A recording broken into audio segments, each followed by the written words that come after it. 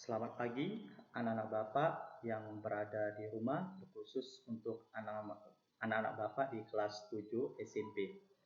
Semoga pada pagi hari ini kita semua dalam keadaan sehat beserta keluarga. Amin. Anak-anak Bapak, pada pagi hari ini kita masuk dalam pembelajaran PPKN, namun sebelumnya marilah kita berdoa terlebih dahulu memohon kepada Tuhan Yang Maha Kuasa. Semoga pada hari ini kegiatan kita berjalan dengan baik dan lancar, dan meminta kepada Tuhan Yang Maha Kuasa semoga COVID-19 ini cepat berlalu. Untuk itu, marilah kita berdoa menurut agamanya masing-masing. Doa dimulai. Doa selesai. Baik, terima kasih kepada anak-anak Bapak. Pada pagi hari ini kita akan lanjut pada materi pembelajaran kita di mata pelajaran PPKN. Pada hari ini Bapak akan sampaikan materi terbaru di bab yang ketiga. Nah, di bab yang ketiga ini kita akan membahas tentang perumusan dan pengesahan Undang-Undang Dasar Negara Republik Indonesia tahun 1945. Nah, kita akan lihat bagaimana perumusan dan pengesahan Undang-Undang Dasar Negara Republik Indonesia tahun 1945. Nah, anak-anak Bapak, dalam materi ini kita akan melihat bagaimana perumusan daripada Undang-Undang Dasar Undang-Undang Dasar Negara Republik Indonesia tahun 1945 dan pengesahannya. Oke, kita akan membahas tentang perumusan dan pengesahan Undang-Undang Dasar Negara Republik Indonesia tahun 1945. Nah, anak-anak Bapak, apakah kamu pernah dengar kata konstitusi waktu kamu berada di SD dahulu? Ya, kalau memang belum pernah dengar, inilah dia, konstitusi. Apa sih itu konstitusi? Nah, konstitusi yaitu undang-undang dasar. Konstitusi yaitu hukum dasar yang dijadikan pegangan dalam penyelenggaraan pemerintahan negara. Konstitusi adalah hukum yang paling tinggi dan fundamental sifatnya, sehingga peraturan-peraturan di bawahnya tidak boleh bertentangan dengan undang-undang dasar. Dengan kata lain, kalau ditanya orang, apa itu konstitusi? Kamu bisa jawab aja, undang-undang dasar. Baik, Negara Kesatuan Republik Indonesia, NKRI, ya, dia mempunyai paham konstitusional. Nah, ya, paham konstitusional ini dasar hukumnya yaitu terdapat pada pasal 1 ayat 2 Undang-Undang Dasar NRI tahun 1945. Ya, bunyi daripada pasal tersebut yaitu kedaulatan berada di tangan rakyat dan dilaksanakan menurut Undang-Undang Dasar. Baik anak-anak Bapak yang ada di rumah, Undang-Undang Dasar menurut seorang sarjana hukum yang bernama I.C.S. Wade, yaitu naskah yang memaparkan rangka dan tugas-tugas pokok dari badan pemerintahan suatu negara dan menentukan pokok-pokok cara kerja badan-badan tersebut. Fungsinya membatasi kekuasaan pemerintahan agar penyelenggaraan kekuasaan tidak bersifat sewenang-wenang. Fungsi yang kedua yaitu melindungi hak-hak warga negara. Nah, anak-anak Bapak yang berada di rumah, kemerdekaan Indonesia diproklamasikan pada masa itu belum memiliki yang namanya Undang-Undang Dasar, ya.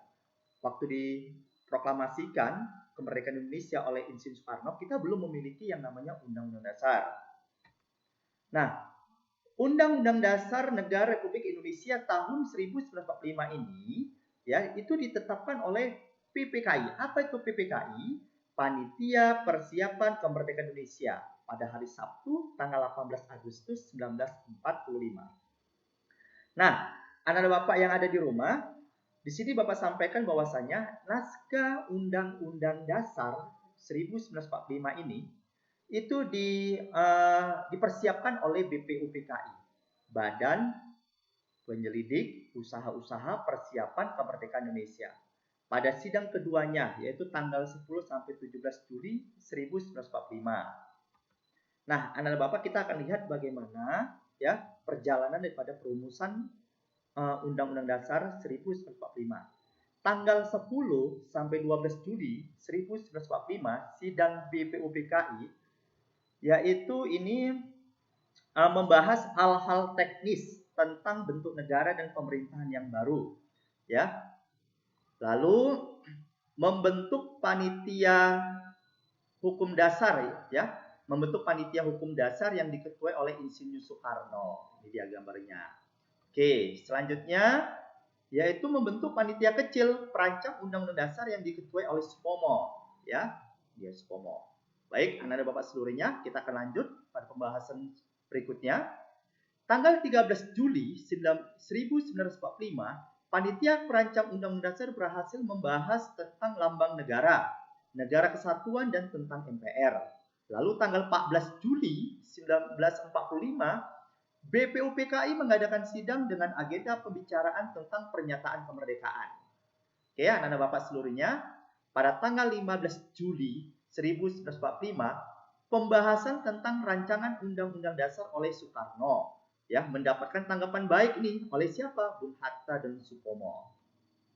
Nah, pada tanggal 16 Juli 1945, naskah Undang-Undang Dasar diterima dengan suara bulat pada sidang BPUPKI dan usulan-usulan dari Panitia Keuangan dan Panitia Pembelaan Tanah Air. Dan setelah itu tugas BPUPKI selesai.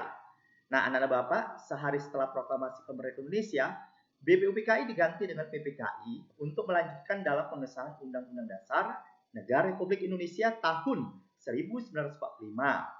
Nah, tanggal 18 Agustus 1945, PPKI mengadakan sidang yang diketuai oleh Insinyur Soekarno. Proses pengesahan Undang-Undang Dasar Negara Republik Indonesia tahun 1945, suasananya penuh rasa kekeluargaan, tanggung jawab, cermat, teliti, dan saling menghargai antar anggota. Lalu, pembahasan Undang-Undang Dasar menghasilkan naskah pembukaan dan batang tubuh. Nah, anak-anak Bapak, dari hasil sidang PPKI tanggal 18 Agustus 1945 menghasilkan beberapa keputusan, yaitu yang pertama mengesahkan Undang-Undang Dasar 1945, yang kedua menetapkan Insinyur Soekarno sebagai presiden dan Muhammad Hatta sebagai wakil presiden yang pertama. Yang ketiga, membentuk Komite Nasional Indonesia Pusat. Baik, anak-anak Bapak, itulah materi kita pada hari ini. Mudah-mudahan ini materi ini sangat bermanfaat bagi kita semua. Ya, anak-anak Bapak, di sini Bapak sampaikan bahwasanya tujuan akhir dari pendidikan adalah karakter yang baik. Sekali lagi kepada anak-anak Bapak, coba tanamkan pada kamu pada masa COVID-19 ini, walaupun kita belajar dari rumah, coba harapan Bapak kamu bisa membentuk karakter kamu sendiri yang baik. Inilah harapan Bapak kepada kamu semuanya. Mudah-mudahan apa yang Bapak sampaikan ini bermanfaat bagi kita semua. Untuk itu anak-anak Bapak, cukup sekian penjelasan materi Bapak pada hari ini. Bapak Sulis, selamat pagi semuanya. Sampai jumpa kembali.